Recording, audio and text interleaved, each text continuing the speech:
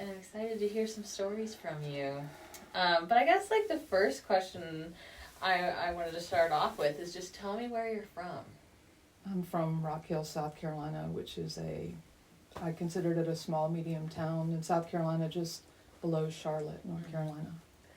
So tell me some things, like what do you remember from where you're from, where you grew up? What are the things that stick out to you?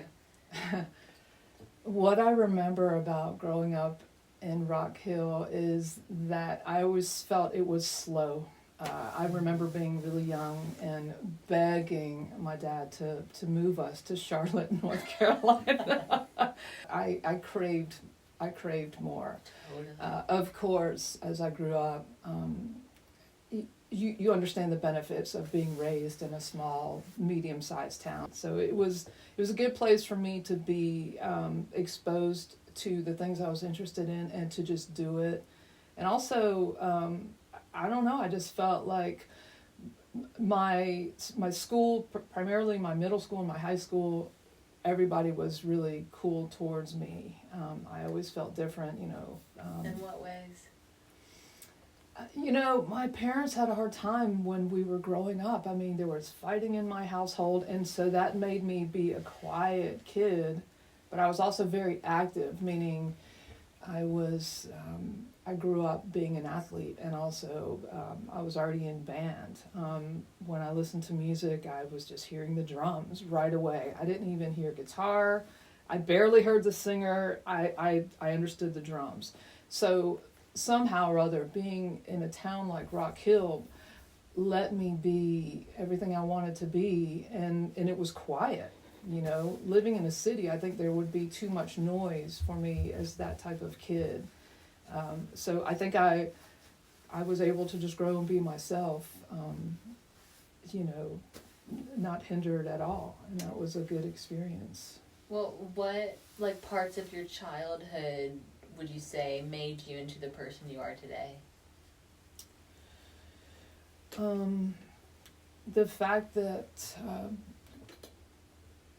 my parents let me be the kid that I wanted to be was profound for me as a young person. In terms of the way I grew up,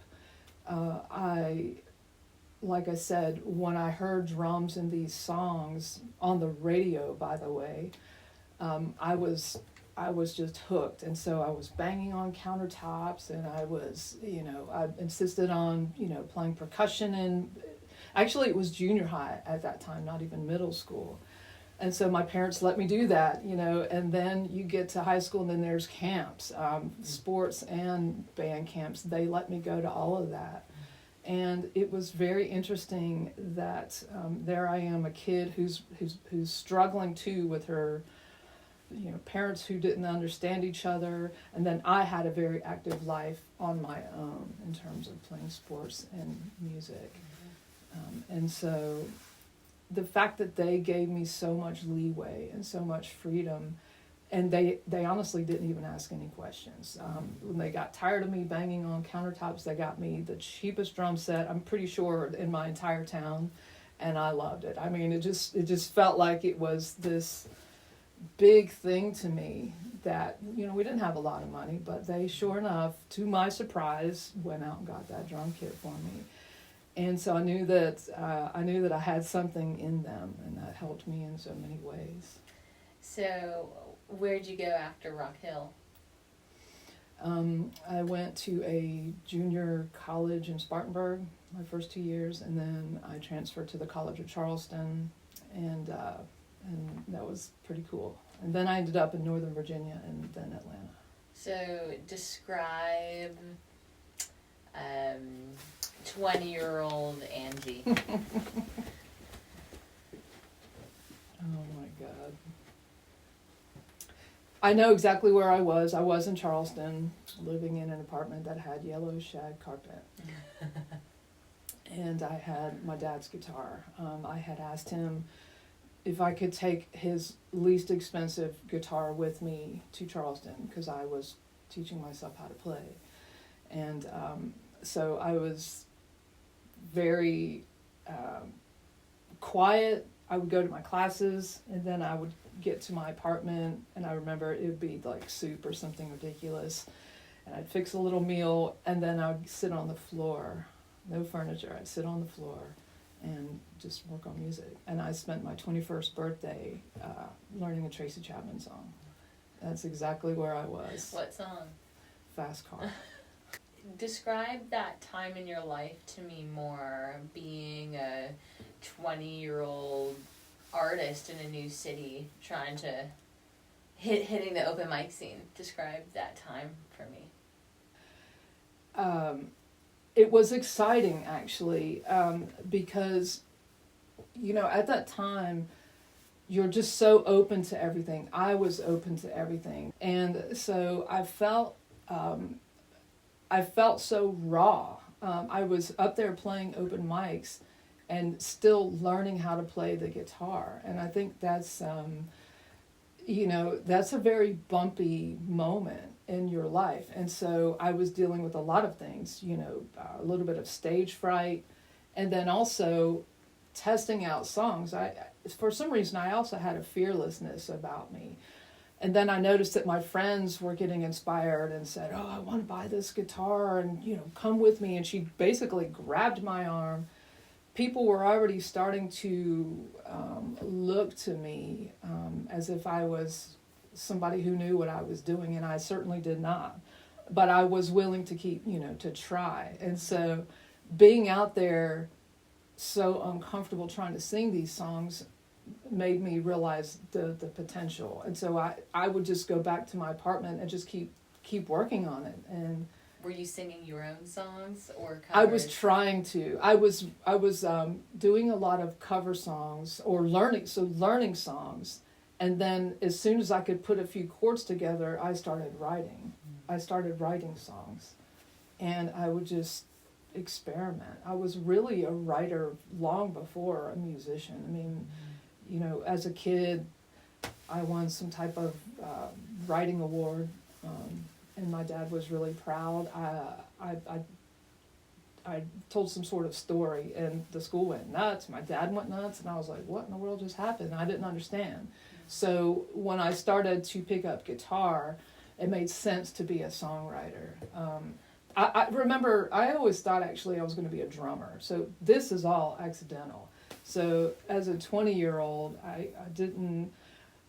I was figuring it out, and then eventually I had to make a choice. Do I play guitar? Do I be a songwriter? Or do I want to just be a drummer and maybe sing backup? So what would you say is your way into making music? Would you say it's through the writing? For sure. For sure, for me. Absolutely. A thought, an emotion. I've written songs behind the drums before because I just thought, this is how I'm feeling, and I want to start. I had an old drum kit at one time, and so you just know something comes over you. There's never hardly a time where pen and paper isn't far from me, and you got to get it down. And once I started to be able to understand that I had these feelings, certainly about people and about myself, it was important to get it down. And so, and then I just started building on that. So you said that you went from Rock Hill to Charleston to Northern Virginia to Atlanta, and now you're back in Atlanta. I want to know, why are you here? Like, why Atlanta for you? That's a good question.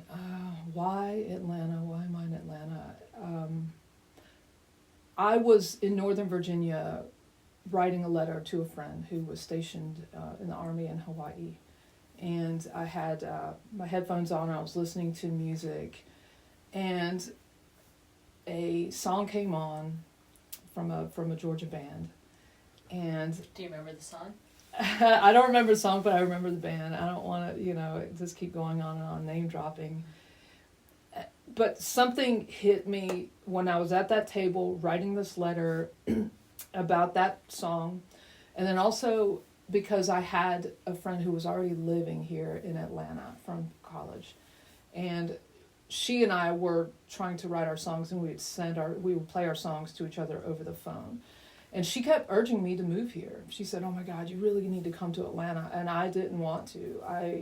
I'm not sure why, but it didn't occur to me. But in that moment, when I was listening to that music and writing this letter, it came to me that I needed to move to Atlanta because it put me closer to my family in South Carolina.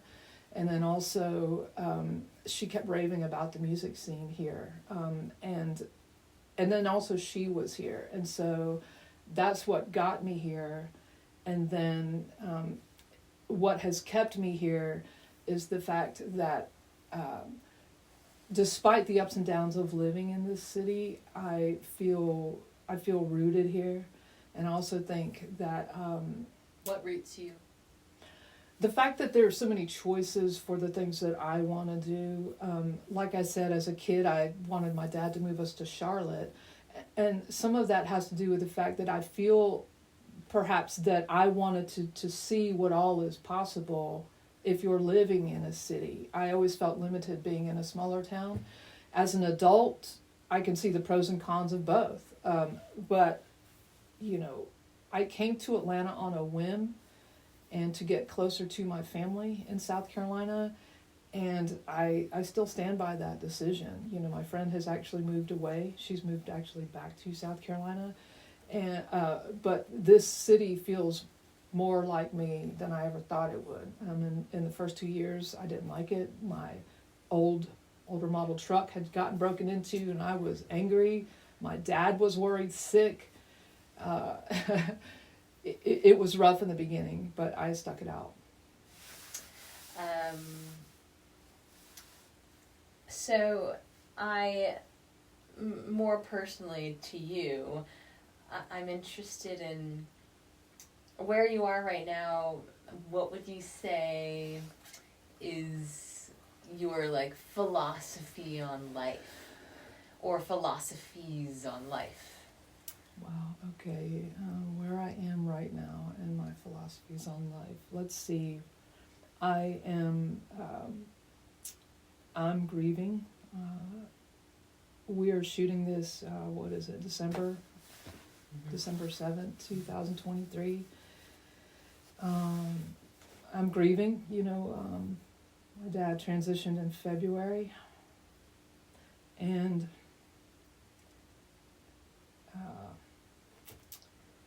I could see that I was struggling to get out of the grief pattern. I had knowledge just through my research that you shouldn't stay in your grief longer than 12 months because then you're not living.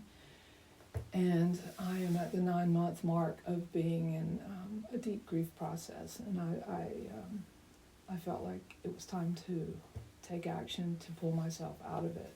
Mm-hmm. And so I'm focused right now on other things that I need to be working on, like music. I'm motivated, and I'm also sad.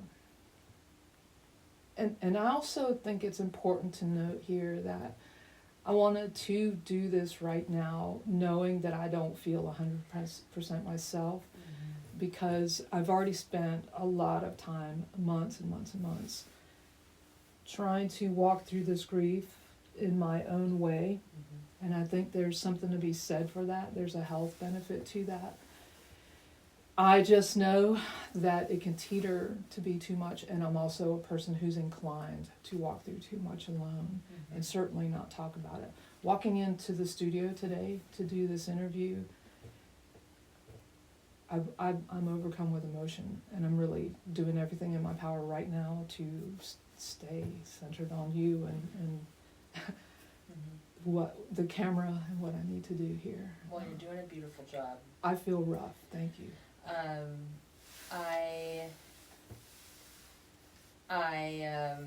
I'm interested in your artistic process. You've already said that a way in for you is through writing and through your emotions and observations, and you've always had that in you. But I'm interested in, how would you describe your artistic process, like using The Future, your new song, as an example? Can you walk me through your process? Interesting. Let's see. All right, in terms of my process when I'm working on a song, it's a great question. It's one I've never spoken of out loud, actually. The future, I remember exactly where I was when I wrote it. I remember how it started. That song started because I wanted to write a song in the key of G. So that's a funny way that song started. Also, too, I knew that I needed, there was something that I was in the middle of that I wanted to talk about. And that song is very self-reflective. It's a song about self-awareness, but I needed an up-tempo song in my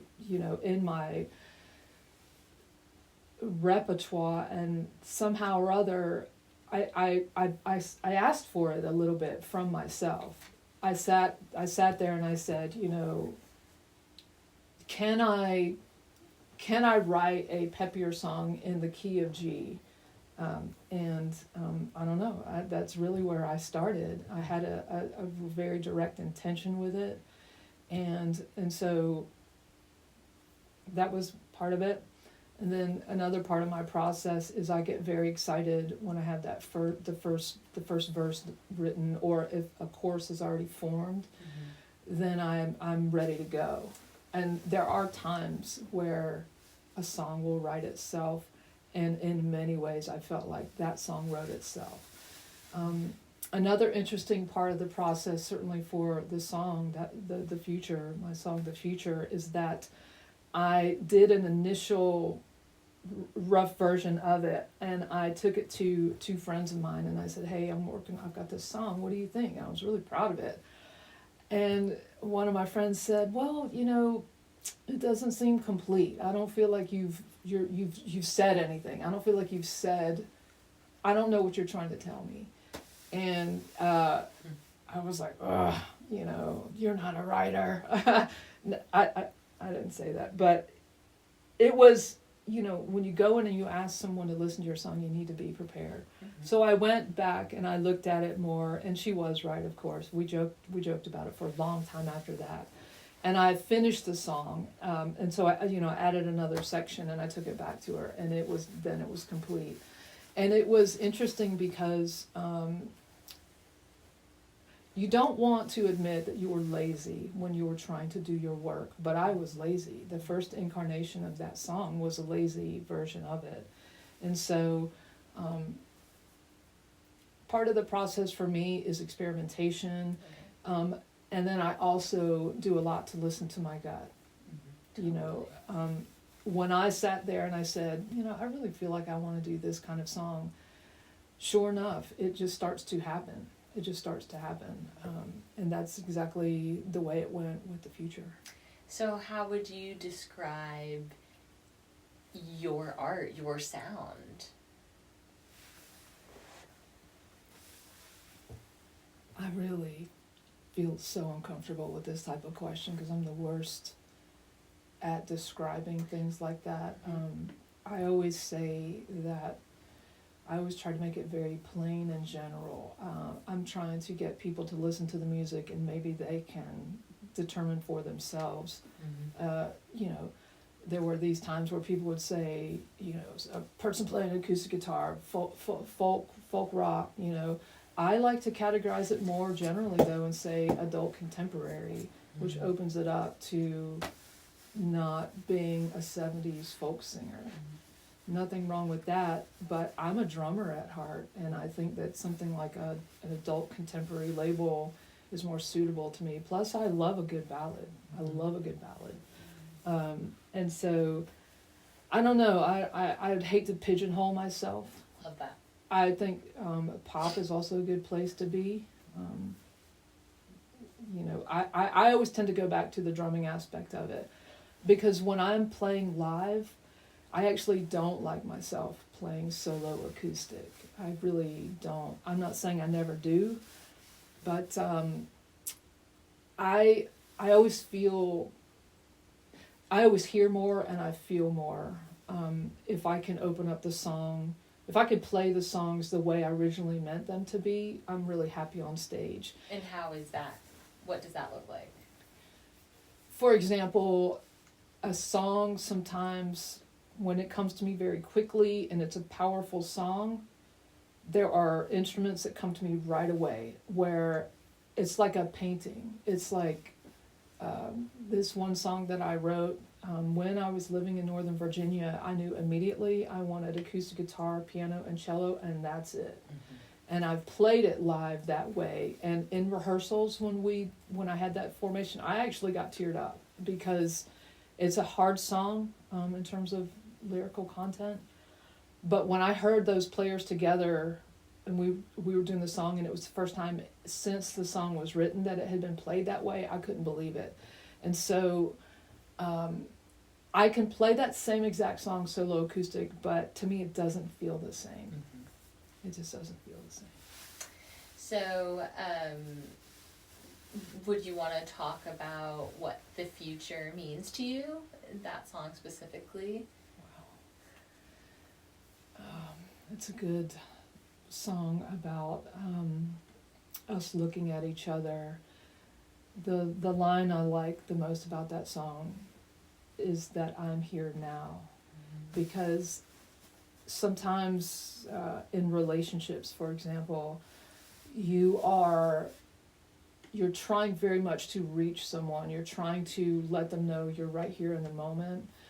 If someone's in their mind, or if you're in your mind, no one's going to be able to be right there. And so this song was more of it was a demonstration for me to try to say to someone what I couldn't say outright. I can sing it, but I can't say it outright. And the fact is that I'm here, I'm here, are you here? And if they're not, then things stop right then and there. And so I think that's part of it for me. That's always the first thing that comes to mind for me about that song. I love that so much. I personally love this song. I would love to know, what advice do you have for young artists trying to realize their dream? You know, that 20-year-old Angie in Charleston having her mind blown. Like, what do you have for you at that age, and for artists now who are, trying to realize their dreams? Wow, what advice? Let's see. You have to trust yourself.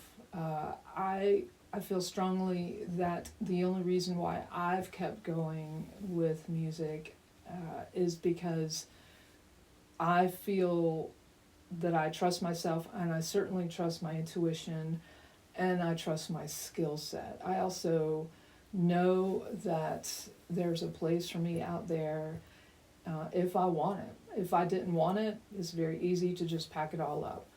I want it. There are things in this life that I believe are, available to me, and music has been that for sure. There are ways that people have opened the doors for me. There are ways where people have been receptive about my music. And I love the challenge of it, and I like the fact that there are real emotions that can be experienced when you listen to music. And I experience that all the time. And I feel like it's a blessing to be able to participate in music in the way that is fitting for me. And so I would say, do it if you're feeling like you're called to do it, and do it in whatever way is right for you. Make sure that you take the first few small steps, and you will see yourself. Make sure you're open to seeing yourself for who you are. If you are a person who has a lot to say, then get out there and say it. I mean, I remember playing open mics, and I was downright angry. I remember playing a cover song from this acoustic band, And I was just like almost raging, and I got off the stage and someone was like, wow, oh my God, you know, who are you? And I thought, I'm Angie is who I am. And so you could tell that I was so rough around the edges. At the same time, the songs, you know, my guitar playing was terrible, but this, you know, people were drawn to just the pure energy of it. So I think a 20-year-old, I would say, get out there now. What are you waiting for? You know, as soon as I knew that I could put a few chords together, I was out there. I was out there in front of a mic. Mm-hmm. So just, you have to start, and you have to continue if you believe in yourself. Because if you don't believe in yourself, that's fine too. Mm-hmm. But just try. I love that. Okay, so my last question I have for you is, what does your future look like? My future, what does my future look like? It will always involve writing. I know that there's a lot more in me that still needs to be put to paper. Studio. I'm so ultra focused right now on recording lots of songs. So the future for me is bigger stages with the kind of band that I've always envisioned having. I've had I've had tastes here and there of the kind of band that I want to be on stage with, and that can back up these songs the way I've always seen. So I very much feel like that's part of my future. There's so much I want to do in the studio, and so that's really only a part of it. Also, I'm open to all possibilities for myself. In other words, I'm not trying to be limited to, you know, I want to do 4 records or what have you. I'm actually open to everything that I can possibly be open to. I have found that when I keep things open like that, so much starts to happen, because I don't believe in limitations. There's actually a lot more. That's really all I want to divulge right now. Okay, cool. Well, thank you. Thank you.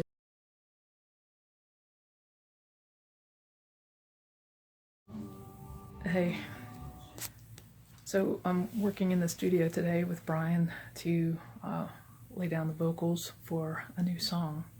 And of course, I have to show you guys this. The drum situation. We're not doing drums today, but still.